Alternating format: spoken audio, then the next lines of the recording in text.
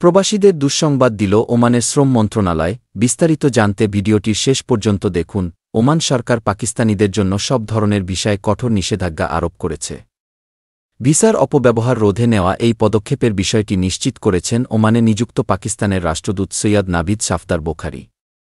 এক ভিডিও বার্তায় রাষ্ট্রদূত বোখারি জানান, পাকিস্তানি নাগরিকরা আজাদ ভিসার নামে ভিজিট ভিসায় ওমানে প্রবেশ করে স্থায়ীভাবে অবস্থান করছেন বা কাজে লিপ্ত হচ্ছেন।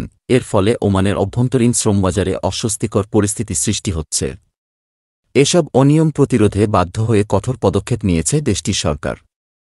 তিনি আরও উল্লেখ করেন, সমস্যার সমাধানে পাকিস্তান দূতাবাস ওমান সরকারের সঙ্গে কাজ করছে।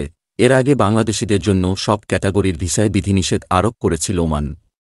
বর্তমানে শ্রমিক ভিসা বন্ধ রয়েছে। একই সঙ্গে ভারত ও পাকিস্তানিদের জন্য ভিসার সুবিধা সীমিত রাখার বিষয়টি আলোচনায় ছিল। তবে এবারই প্রথমবার পাকিস্তানের পক্ষ থেকে এই বিষয়ে প্রকাশ্যে আনুষ্ঠানিক বিবৃতি এসেছে।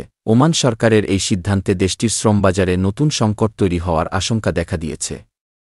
তবে রাষ্ট্রদূতের মতে, আলোচনার মাধ্যমে বিষয়টি সমাধানে উদ্যোগ নেওয়া হচ্ছে।